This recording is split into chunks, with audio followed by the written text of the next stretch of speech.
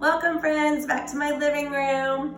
This is day 5, clearing of the temple. And so on this day, I definitely tried to make sure that my children know what the temple looks like. There's puzzles, things like this that are out of cardboard, or there's pictures you can use of the temple.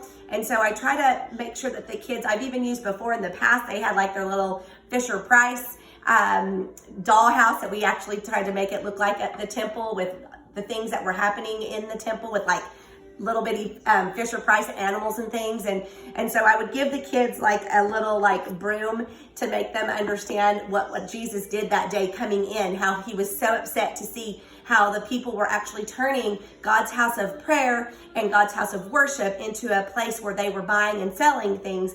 And so I have, if I find little things, like I found one year, or my sister actually found these little temple that look like little birdhouses. And so I want them to really understand what that temple looks like.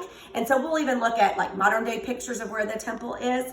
What I've done too before is one year with the actual coins, I asked friends that lived in other places around the world if they would send us some coins. So whenever they did send us coins, the kids got really excited, and then they would see what these coins look like from different places, and we'd go look up on the map, and then we would take that opportunity to actually pray for those friends of ours. Because in God's word, when Jesus goes in and he's telling them how upset he is, and he clears that temple with his righteous anger, he's informing them that this is my Father's house of prayer. And so instead of just focusing only on the clearing of the temple, I try to really focus on teaching the kids about prayer. And so I have these little people here so that the kids, we take the time to actually spend time to pray about the different people groups all around the world that might be living in situations that are very difficult for them.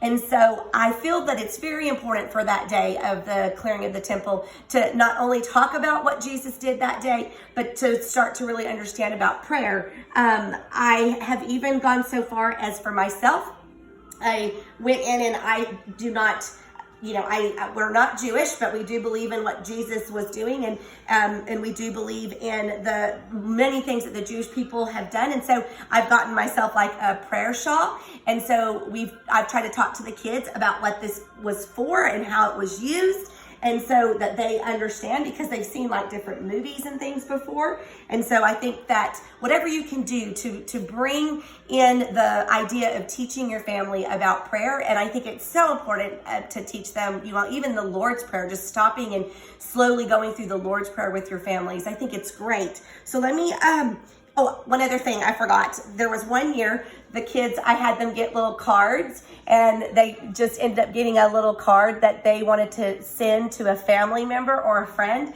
And then inside, they took the time to color and write their own prayer. And so that was another really sweet thing we did. So let me give you your scriptures that you can turn to look at. Here's my napkins again. And so you could turn into Matthew 21:13. You can look in 1 Corinthians 3:16. You can go to 2 Corinthians 6:16. You can go to Matthew 6:9 and Mark 11:15.